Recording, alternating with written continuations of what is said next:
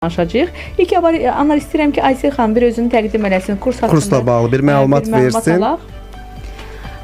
Qeyd edim ki, Azərbaycanda ilk olaraq Krator tədris kursu Krator sistemini tətbiq edib, yəni özəl olaraq və artıq fəaliyyətimiz demək olar ki, onlayn şəkildən, yəni bu günümüzə qədər 5 illik fəaliyyəti əhatə edir. Və mən özüm, yəni Krator sisteminin tədqiqatçısı, yəni tətbiq edirəm. Eyni zamanda yaradıcı müəllim müsabiqəsində və Təhsil Nazirliyində də bu təklifləri irəli sürmüşəm və yaxşı qarşılanıb və bu ümumi təhsil müəssisəsinə, yəni tətbiq olunacaq sistemi artıq Krator tədris kursuna biz 5 ildir ki, tətbiq edirik.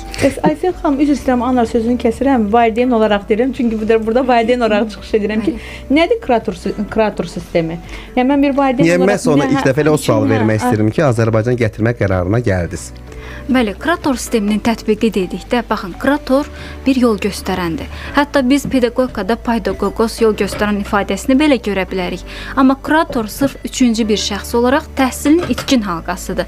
Hansı ki, müəllim, şagird və valideyn münasibətlərində aparıcı bir qüvvədir.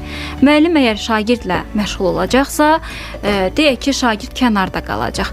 Və yaxud da ki, şagird hər hansı bir müəllimlə daha yaxşı bir əməkdaşlıq edəcəksə, valideyn kənarda qalacaq və bu kənarda qalanı bu üç dairəvi, yəni göstəriciyə, yəni qatmağa xidmət edir Krator ki, valideynin problemi nədir, uşağın problemi nədir, yəni şagirdin problemi nədir. Bu formada yəni individual yanaşmalar həyata keçirir.